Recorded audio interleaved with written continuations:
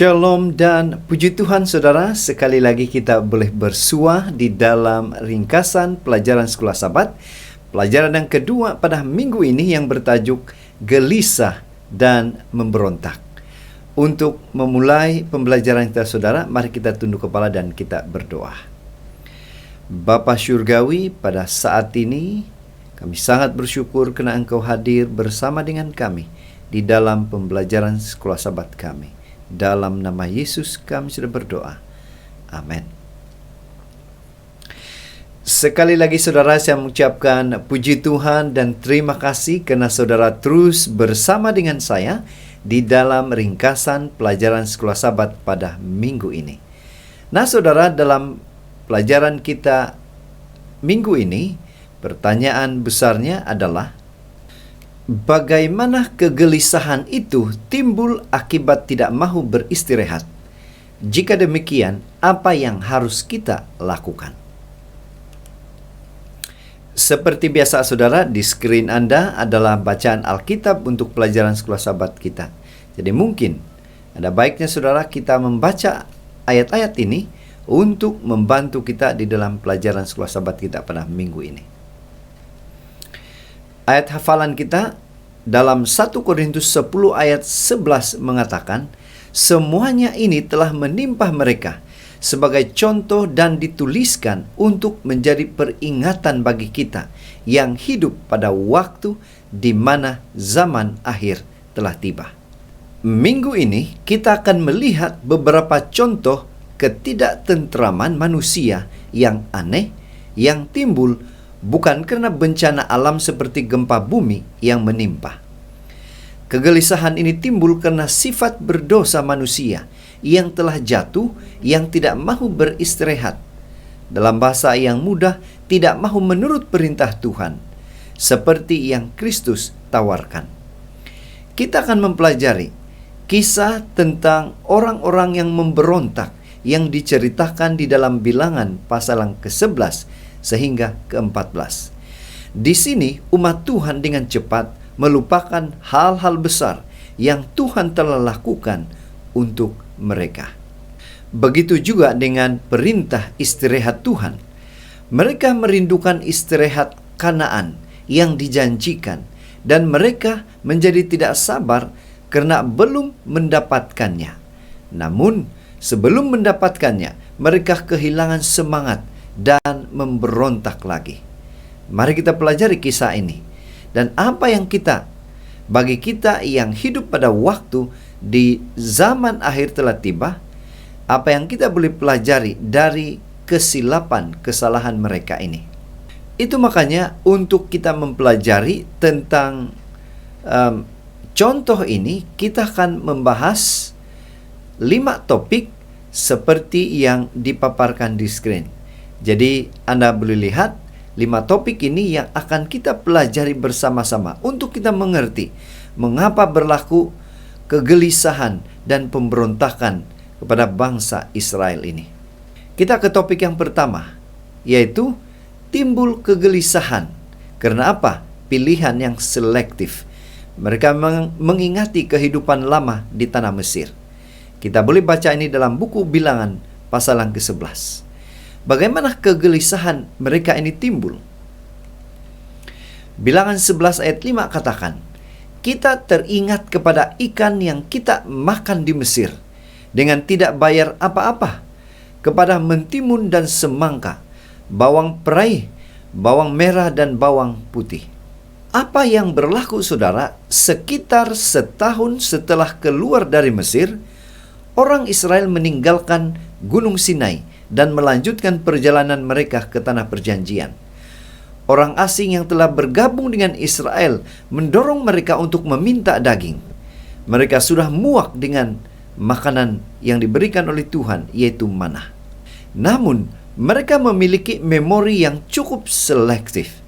Mereka ingat bahwa mereka memakan hal-hal itu dengan bebas di Mesir. Tetapi mereka telah melupakan perbudakan sukar mereka. Pikiran mereka tertumbuh kepada keseronokan sementara. Tuhan tidak peka terhadap keperluan-keperluan kita ketika kita merasa gelisah. Dalam kes Israel, Dia memberikan mereka burung puyuh untuk memuaskan rasa lapar mereka terhadap daging. Namun sebenarnya bukan daging yang dikehendaki oleh Israel. Tuhan memberi mereka daging sampai keluar dari dalam hidungmu. Dia juga menunjuk pemimpin yang boleh menenangkan orang dan meredahkan pemberontakan mereka dengan kuasa Roh Kudus. Seterusnya, tajuk yang kedua, kegelisahan mereka seterusnya, yaitu kegelisahan itu boleh berjangkit karena mereka menginginkan pemimpin yang mereka ingini. Bilangan pasal yang ke-12. Bagaimana dan mengapa kegelisahan itu berjangkit? Bilangan 12 ayat 1 katakan, Miriam serta Harun mengatai Musa berkenan dengan perempuan Kush yang diambilnya, sebab memang ia telah mengambil seorang perempuan Kush. Saudara, apa kaitan dengan perempuan Kush dengan Musa ini?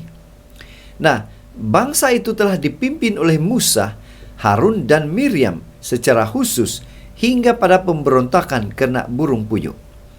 Kemudian, 70 orang tua-tua membantu Musa memimpin umat. Miriam dan Harun cemburu dan takut kehilangan kepimpinan mereka. Oleh karena itu mereka menggunakan pernikahan Musa dengan orang asing sebagai alasan untuk mengklaim posisi yang tidak sesuai dengan mereka. Itu makanya ayat yang kita baca sebentar tadi, mereka menggunakan Kush untuk mengatai, untuk membenarkan diri mereka. Sungguhkah Tuhan berfirman dengan perantaraan Musa sahaja? Bukankah dengan perantaraan kita juga Ia berfirman? Mengkritik kepimpinan yang Tuhan telah tunjuk itu sangat berbahaya. Untungnya mereka sadar. Harun bertobat dan mengantarai untuk saudara perempuannya yang terkena kusta. Tanpa ragu, perantaraan jauh lebih kuat daripada kritik. Pena Inspirasi menjelaskan, janganlah seorang pun mengincar seorang prajurit yang diakui Tuhan, yang diutus Tuhan untuk membawa perkabaran khusus kepada dunia dan untuk melakukan pekerjaan khusus. Para prajurit Kristus mungkin tidak selalu menunjukkan kesempurnaan dalam langkah mereka. Tetapi kesalahan mereka harus memanggil rakan-rakan mereka bukan dengan perkataan yang melemahkan, tetapi perkataan yang menguatkan dan akan membantu mereka untuk memulihkan kemunduran mereka.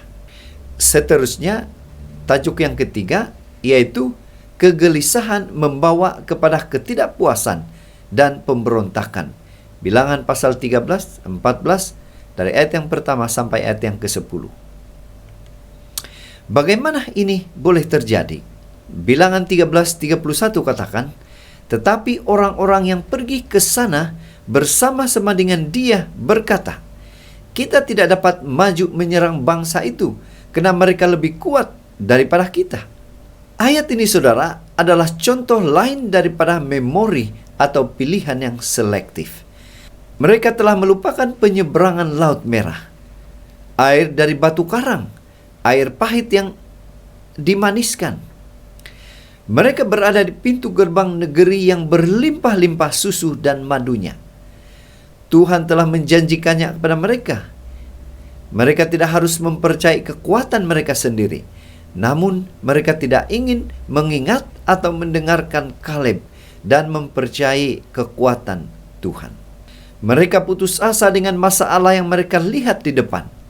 Jadi mereka memberontak melawan Tuhan dan para pemimpin mereka. Pemberontakan mereka sudah begitu jauh sehingga mereka rela melempari Yosua dan Kaleb dengan batu. Ketika kita melupakan apa yang Tuhan telah lakukan bagi kita, kita mengubah masa kini dan tidak melihat masa depan dengan jelas. Hal ini mengakibatkan keputusasaan.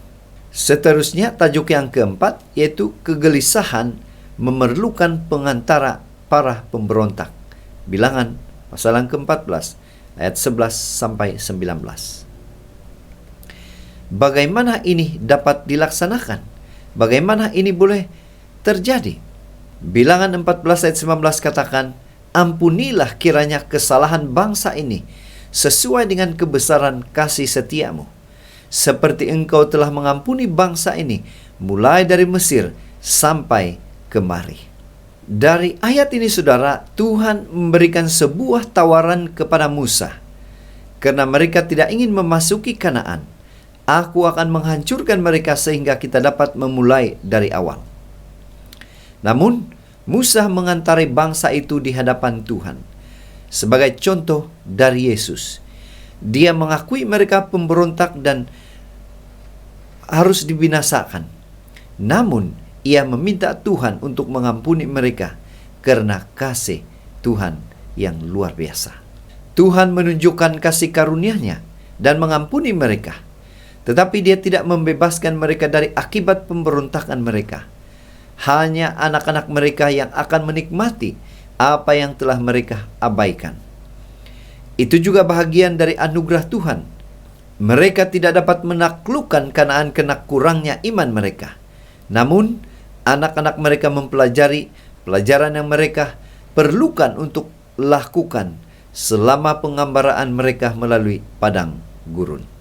Kemudian, tajuk yang terakhir yaitu pelajaran yang diperolehi, yaitu iman sangat diperlukan dalam mengatasi kegelisahan dan pemberontakan ini.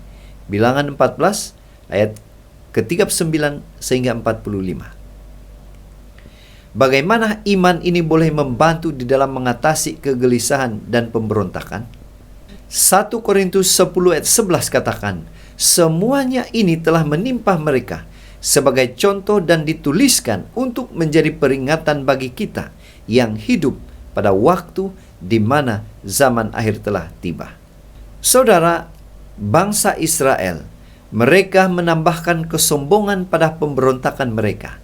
Mereka mengakui bahwa mereka salah, tetapi masih mempercayai kekuatan mereka sendiri daripada kekuatan Tuhan.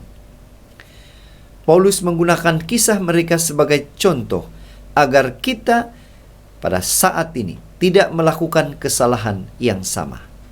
Di mana Rasul Paulus di dalam buku 1 Korintus 10 ayat 1 sampai 12 mengajarkan kita pada zaman ini supaya jangan mengingini yang jahat.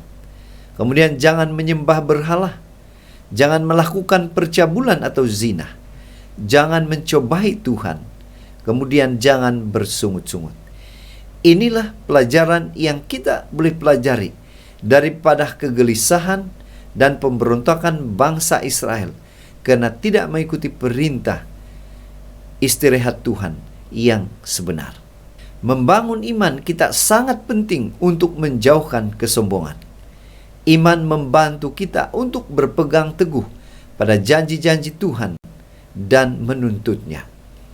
Bukan untuk memaafkan pelanggaran kita, tetapi untuk mempercayai kasih Tuhan dan mematuhi perintahnya. Pena Inspirasi juga menjelaskan, sudah waktunya bagi kita masing-masing untuk memutuskan di pihak mana kita berada. Agen setan akan bekerja dengan setiap pikiran yang akan membiarkan dirinya bekerja olehnya. Tetapi ada juga agen-agen surgawi yang menunggu untuk menyampaikan sinar terang kemuliaan Tuhan kepada semua orang yang mahu menerima Dia. Adalah hak kita untuk memilih apakah kita akan dihitung sebagai hamba-hamba Kristus atau hamba-hamba setan. Setiap hari kita menunjukkan dengan perilaku kita yang pekerjaannya kita telah pilih. Jadi saudara, dari pelajaran Sekolah Sabat kita pada minggu ini, kita boleh menyimpulkan bahwa pertama-tama, berharaplah selalu kepada Tuhan apabila timbul kegelisahan dalam hidup. Jangan biarkan kegelisahan mendominasi hidup kita. Kalahkan dengan firman Tuhan.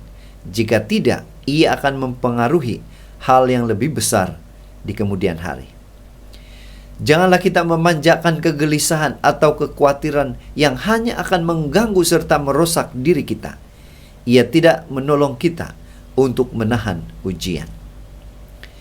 Itu makanya saudara, dari pelajaran pada minggu ini, sehubungan dengan tema kita istirahat, atasi kegelisahan dengan penyertaan Tuhan agar kita boleh beristirahat dari masalah-masalah dalam kehidupan kita. Tuhan memberkati. Saudara, begitulah ringkasan pelajaran Sekolah Sabat kita pada minggu ini. Semoga itu membantu kita di dalam pembelajaran Sekolah Sabat kita. Mari kita berdoa. Bapa Surgawi, pada saat ini sekali lagi kami bersyukur, berterima kasih karena Tuhan telah menolong kami, menyertai kami dalam pelajaran Sekolah Sabat kami, sehingga kami mengerti, dan yang paling penting kami boleh mengaplikasikan itu dalam kehidupan kami. Terima kasih berkati semua kami. Dalam nama Yesus kami sudah berdoa. Amin.